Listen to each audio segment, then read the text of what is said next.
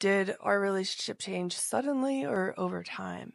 Do you remember ever talking to me about what was going on or trying to get through to me at all? Did you imagine that things would change one day, or did you give up hope at any point that things would change? So let's talk about the process of when I figured out the truth and I called you. Yeah, it was one of the best days of my life, for sure. That's what I said too.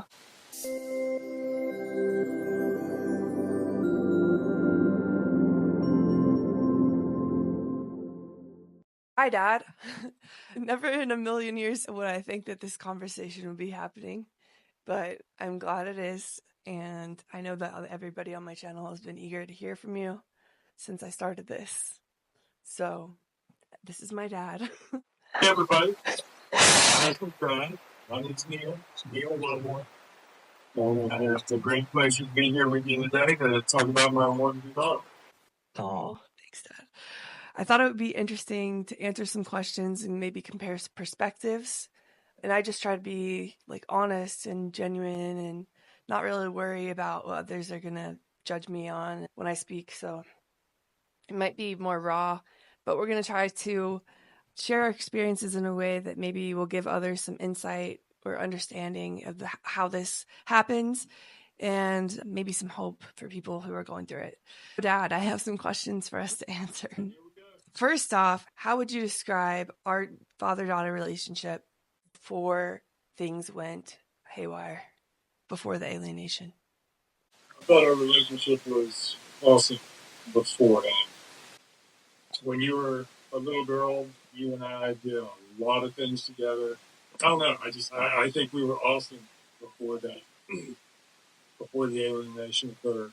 Every day we did things. We went on walks. We played together with toys. We, at a little older age, I think at 5 or 6, we joined the YMCA program called Indian Guides and did a lot of that together. I don't know. I think, in my opinion, our relationship was great. Yeah, I've talked about that a little bit on my channel, and I think that's reflective of my memories as well. And I think it made it that much more painful to essentially lose you. You were a very happy little girl. And I really enjoyed being around you. You were fun. Aw. You were fun. You were a fun dad, too. I remember the zip lines and four-wheeler rides and camping and just a lot of fun stuff. Yeah, you did a lot of good stuff. In your opinion, did our relationship change suddenly or over time, if you can think back? It gradually changed. I wouldn't call it sudden, but it seemed to gradually change. And then once your mom and I got separated and divorced, that's when it really changed. Yeah, I would say the same thing. I'd say it started in the marriage, actually, while you were still married. Me too. Me too. Yeah. Me too. So was it like a gradual distance growing? Yeah. Yeah. And were you able to, sorry, go ahead. What were you going to say? So I was going to say, it's just a thing like that. But I remember just at one point, while your mom and I were still together, just you kind of getting just a little kind of cold, a little distant. Yeah. And again, that was then, exacerbated quite a bit when we actually got separated. So when it was first happening, of course, I had no idea what was true and what was not true. So I believed everything that I was told and made to believe by mom. So did you know what was happening? Did you suspect I was being manipulated, or what did you think was going on? I suspected what was happening. I felt fairly powerless. I remember complaining and voicing my suspicions to a few of my friends. Were they understanding? Sorry. Yeah, yeah, they did. I remember telling a friend or two of mine that had been divorced and actually could relate to it quite a bit, that they would agree and yeah, they had experienced similar occurrences. Oh, wow. I didn't know that. Did you recognize or know about the term parental alienation at the time? No, never heard of it in my life. It was me who told you about it. That's the Yeah. first I'd ever heard. So there was not much awareness then. There's not much awareness now still. So you pinpointed the divorce is when it really got worse. And I would say the same thing for me. For me too, for sure. Did any outside influences advise you to step back from the relationship or fight for the relationship? Perhaps other family members or a lawyer, anyone outside give you advice on what to do? Not really. I didn't seek legal advice, that's for sure. I was trying to do anything about it. Part of it was, Madison, that you were, at the time, when it really got bad, you were, I would say, maybe not quite a teenager, but almost a teenager. Preteen. Yeah. I just thought almost maybe it was a little bit natural, the beginning of teenage years. You know what I mean? That maybe that had something to do with it. Uh, it was definitely a struggle. I felt a little bit powerless to do anything about it, a little helpless, very frustrated, um, very disappointed, very hurt. Um, I just didn't understand why you would not come over to my house when the brothers would on my weekends and stuff like that. Yeah, I remember. Yeah, it was very frustrating. Yeah. For me, it was just a lot of pain and sadness and fear. Do you remember ever talking to me about what was going on or trying to get through to me at all? Yes. Can you describe that at all? I don't really remember that, except that. To say it, the viewers are gonna maybe not like it. I used to try to come up with ways to almost drive. I remember talking to you about, yeah, we're gonna go do this weekend. It's gonna be great, Madison. Or you can bring a friend with you. Da, da, da, da, da. And it was, it was just, it's like talking to a wall. It was, like I say, it's just, it was frustrating. It's so painful to actually think about that time. For me, it's very painful to think about that time, especially now in retrospect. Yeah, me too. So, over the next 2 decades, what did you want from our relationship? I was very deep in the mind control for about 20 years from that point on, 9 years old on. So during that time, what did you want from the relationship? I just wanted to be close to you like we used to be. I wanted a lot more time with you. And I will say this to your credit, I'm sure some of your viewers and unfortunately a lot of people out there probably had the experience of never seeing their child, even to a point of never ever seeing their child. I am very thankful that we always lived a few miles of each other. And so, one way or another, I could see you somehow now and then. Yeah. Now and again, one way or another. You know what I mean? Yeah, for people who aren't familiar with my story, our story, the boys really were not alienated from you. Mom allowed them to have a healthy, loving relationship with you. So I think because of that, you were able to keep eyes on me and try to say hi when you picked them up and stuff like that. Yes. Yeah. And I would find out about you through the boys, things you were doing. Really? But what I was going to say is, to your credit, Madison, a few times, if I made it nice enough, you would spend some time with me. I remember a time we went up to Chapel Hill and went to a Carolina basketball game. Yeah. And I'll never forget that time. We spent, that was, I guess it was a day trip, that fairly early morning and it was afternoon. I remember. We just had a great time in Chapel Hill. You remember that? Yeah, I remember very clearly. That was a good thing. That was the game that Michael Jordan came out in mid-court at halftime. Do you remember that? Yeah, I do. Yeah. Yeah. It was, and I had no idea that was going on. And They were honoring Dean Smith and all of his yeah, and so yeah, you and I went to a very special basketball game up there at Chapel Hill. I'd like to think you had a really good time there. So another time, you have to help me out on this. You may have been 18, 19 when we went to the Bahamas, you and I, for a few days. I was like 17. Yeah. To your credit, you did go with me on a few things. And if I made it sound good enough, You, yeah, you reluctantly went. And I distinctly remember having some time, like that Chapel Hill trip and then the trip to the Bahamas, that we had some really good times.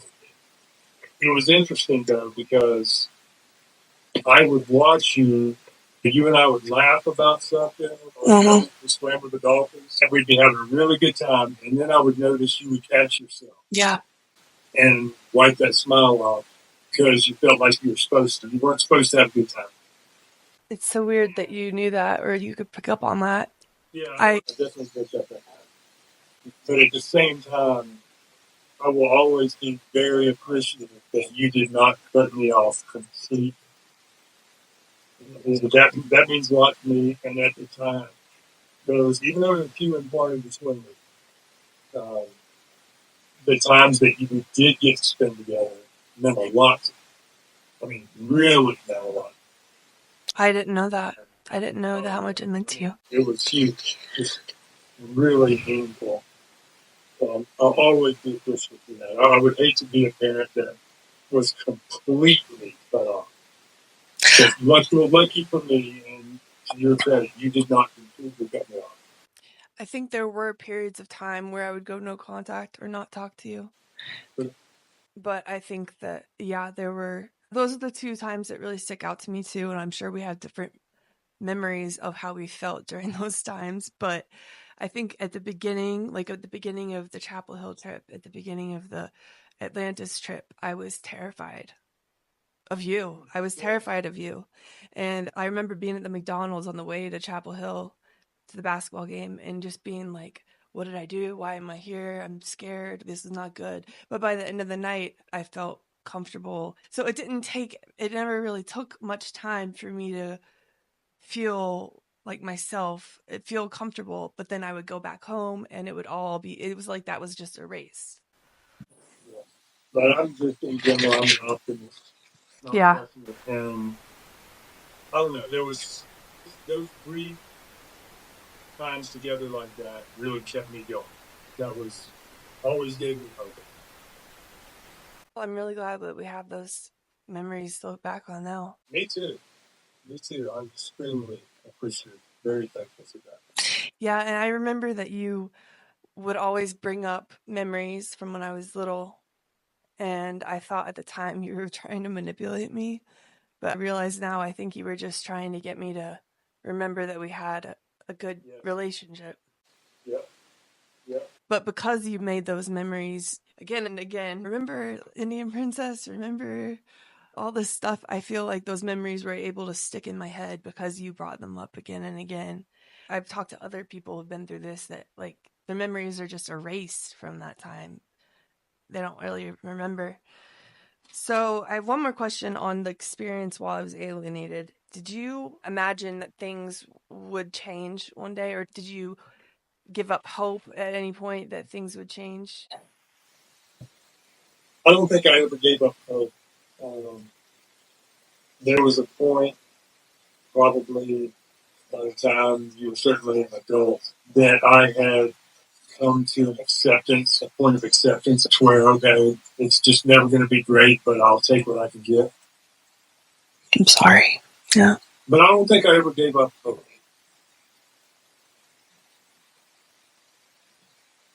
That's good. Did you ever step back from the situation? A lot of parents are always wanting to know what to do, and I have nothing to tell them. The only thing I would say is just never give up. And there were times where I would get mad. I never got mad personally at you, but I would, in my heart, be mad at you because I was so frustrated. But I knew never to try to show that to you because I think it would make it much worse. I think there was one time where we had like a screaming match. We probably did. Yeah. But I would just say never give up. Write letters. Try your best to just find some means of communication. Um, like I say, I'm not ashamed to admit that, you know, I had to come up with, okay, let's go to Atlanta. Let's go to this tropical island. My daughter. But you know what? I'm so glad that I did. It paid off. And I'm not saying that you gotta have money to make it work, but effort. Just never give up effort. And any way to communicate, you can. If it's just texting, any form, any means of communication. To try to keep it going somehow. Never miss a birthday. Make sure you send a birthday. Make sure there's Christmas presents. All that stuff. Don't ever miss big days and stuff like that. And give the child an opportunity to say, "Oh, Mother Beth was right. Look, she didn't even remember me on my birthday." Never let any of that happen. Very important. Where did you get your strength from? I prayed a lot about it, and that always helps me in everything. So that would be my first suggestion. With God. I don't know. Like I said, I've just always been an optimist. And I don't know if it's strength, but I was thinking more than just endurance. Yeah, yeah. You can't give up because it's your daughter or son. It's your kid. You can't give up. Yeah. I'm glad you didn't. Me too. I'm glad you did. It was very confusing for me. I think yes, for sure. But way down there inside you, you did not completely give up on me, and it's really bad. No, I always wanted you to love me. I just was made to believe you didn't. That was the worst lie, I'd say, that I was made to believe, like, that you just didn't love me. So I wasn't good. I had a cold exterior. I was very harsh and mean, even. But I think I was trying to protect myself from getting even more hurt by a person I really wanted to love me that didn't love me. So let's talk about the process of when I figured out the truth and I called you. Do you remember that day, that night I called you? Can you? I don't know if we've ever talked about this. What was that like for you? What did you feel? What was your response? Did you think that I was If I'm not mistaken, we met at a park. Right? Well, I think first I called you and I don't remember exactly what I said, something to the effect of, I think I got everything wrong. Yes, we did, and I remember that. And my heart was kind of like a Grinch. Grinch's heart grew 3 times. That's all I felt. So you believed that I was telling the truth? Some parents are like wary of their child comes to them saying stuff like that. They're wary that the child isn't actually learning things, they're trying to manipulate them or something like that. Did you have any fear? I didn't even consider that. Yeah. Okay. You sounded very sincere. And then, yeah, can you describe how it was for you when we met up at the park? Because for me, that was a big night. Yeah, it was one of the best days of my life, for sure. That's what I said too. Yeah, it was truly one of the best days of my life. And I remember going home and telling Mary Lynn, I think I've got a chance to get my daughter back. And it was just, I don't know, it was just awesome. Yeah. Yeah. It was just awesome. For you, you knew what was going on that whole time. You knew I was being manipulated, and I guess you knew that. I did not know to what extent. Yeah. I had no idea what the point was. Can you describe for you what the process of rebuilding our relationship has been like emotionally, mentally, and how you would describe our relationship now?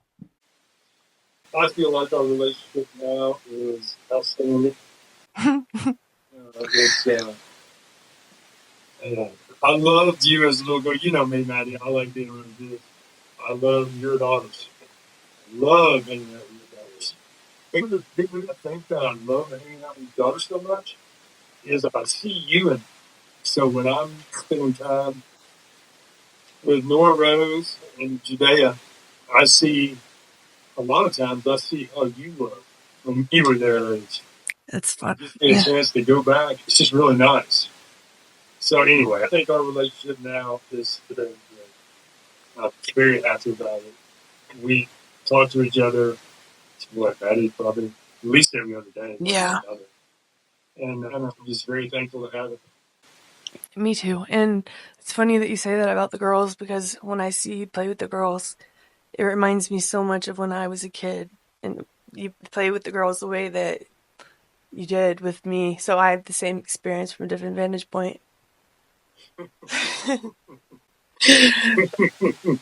I like to see the girls learn new things and challenge themselves, even if it's like something small. And that's what I enjoy about you, Les.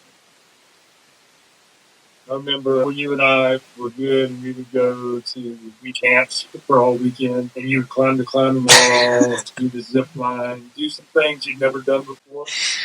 Yeah. When you'd accomplish something like that, Yeah. proud of yourself you were. Yeah. You wouldn't say it, but I could tell you were proud. And I see the same thing with your girls.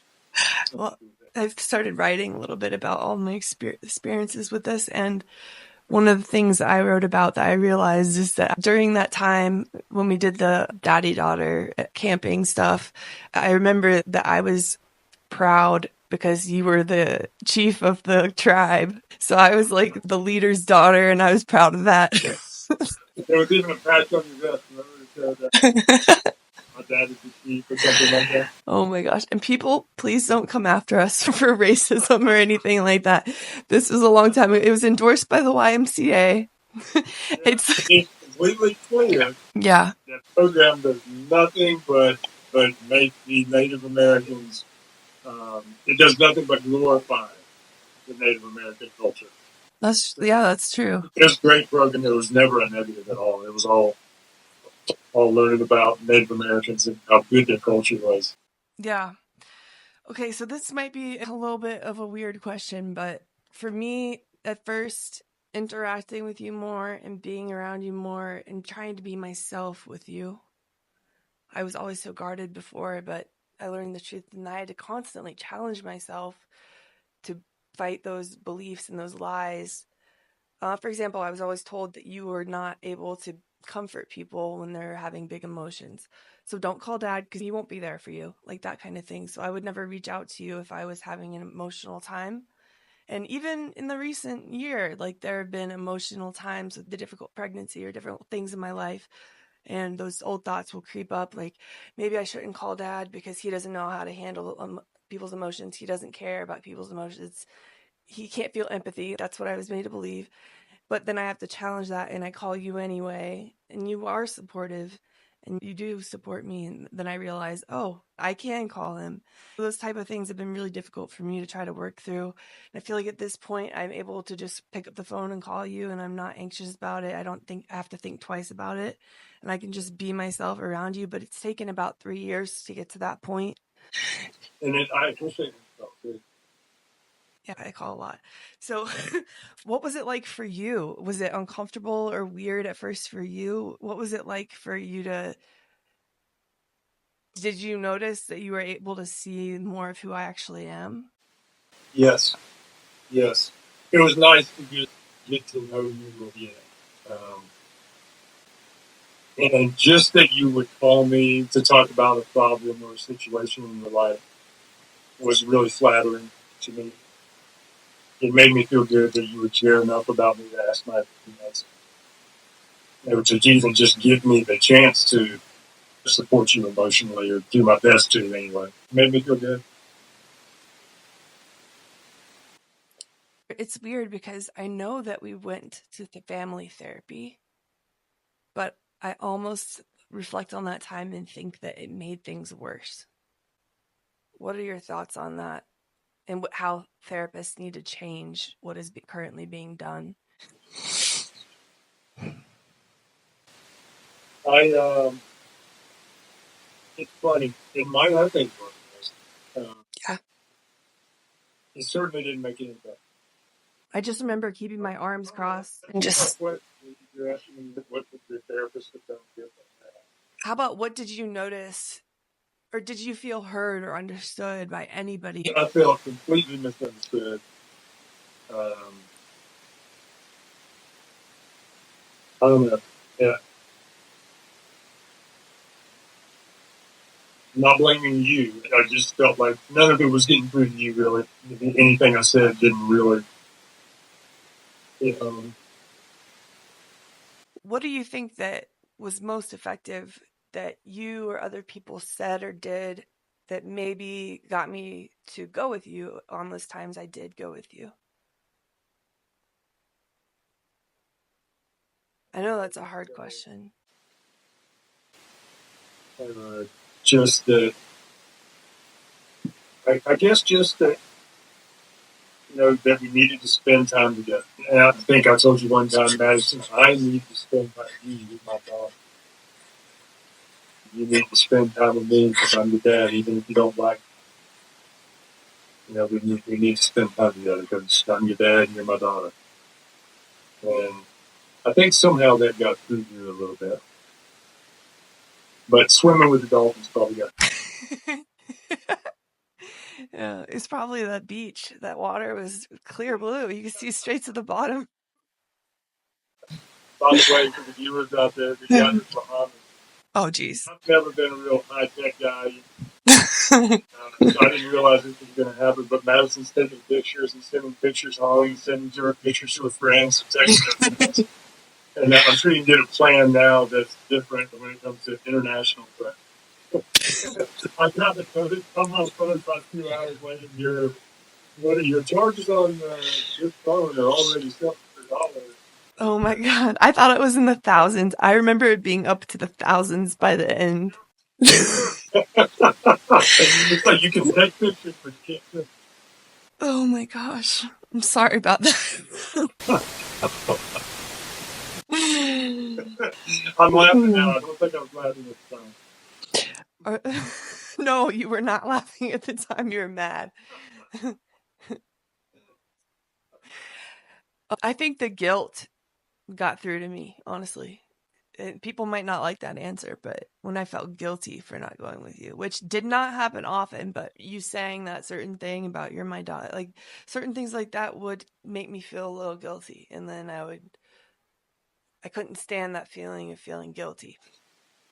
I remember one time I told you that I spend all this time with your brothers, and I enjoy it and everything. But they're brothers that are not my only daughter. And time with you is different. And I need to spend time with you. And that may have got through to you a little bit. Yeah, Because I did spend all coaching sports, and my brothers literally almost made it. I know. And of course, I was being told your dad only cares about your brothers. He doesn't care about you. He loved you until they could hold a baseball bat or dribble a basketball, and then he kicked you to the curb. So it was just all working against both of us. Yeah. I just wonder if there's a situation where you can get the father, or if you can get the parent and the child to break through the lies together, because there were just so many lies. A lot of mixed emotions, for sure. Yeah. If you could tell your past self anything back then when things were really difficult, what would it be? Hang in there. Don't ever get angry about it in front of your child. It's okay to show frustration, okay, but not anger. And go out of your way to never validate what your child may be doing at home. Important. Yeah. Never go out of your way to make sure that the child drinks. So make sure you're doing all the little. Yeah. That's really important. And don't give up hope. And don't give up hope. Hang in there because it may take until they're an adult, but the day hopefully will come where the child level to question things like medicine did, and we'll give you a chance, and hopefully you'll get a chance like I did. This is something that I've been thinking about because I've been having this recurring dream. Like, this dream will not stop happening. It's been happening for about 2 years. And in my dream, I'm terrified to go to my mom's house. I don't want to live there. But I call you in the dream, and every time you say I can't come live at your house, and there's either no room or you're not prepared for me to live there, whatever the case is. Every time I can't go live at your house, I just want this dream to stop. It's like it's almost like part of my brain is just wanting to go back in time and redo things maybe. I don't know. Yeah. And I remember you telling me there's one time that I said to you, I don't want to live at mom's house anymore when I was younger. So it's almost like I was crying out for help, but I didn't know how to do it. Yeah, yeah, I think you're right. And I remember telling you, just come over here. You stay here in the line. You stay here for a day. You go back whenever you want, whatever. But you never did. You know, you must have. I don't know. But you never actually came over in those situations. I know. And I wish I could go back to that time and figure out why. But I think part of me knew that if I did that, I would be hurting my mom. She might be very angry at me and not talk to me. Yeah. I knew things would change with my relationship with my mom in a very negative way if I were to do that. That's a big fear for a child, or even a late teenager. Yeah, that's a big fear and a very very valid fear. So it's almost, listen, hear me out. It's almost like the child and myself, it's almost like some part of me knew my dad's not giving up. He's still there. Like, this way I can maintain somewhat of a relationship with both parents. But if I were to lean in with my dad, be closer with my dad, go with my dad, stay the night with my dad, I might lose one of my parents completely. Yeah. I don't know if you want to answer this question, but someone did ask, have you forgiven my mom? I'm running out of, I went through all my other questions. I'm gonna say, and I'm gonna say this.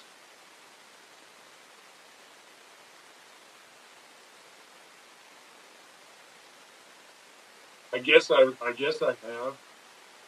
Um,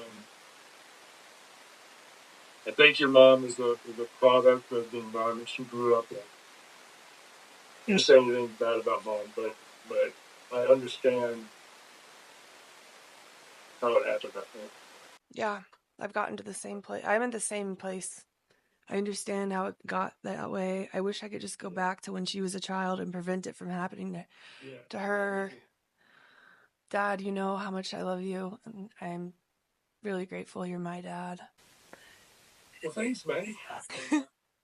Grateful you're my daughter, and grateful that we have a good relationship. Yeah. And our relationship has been the silver lining through figuring out all this stuff. I've talked about a lot about the hard parts on my project, a lot. But there is a whole part of it that's really positive. We have what we have now. So good. Well, thank you everybody for watching.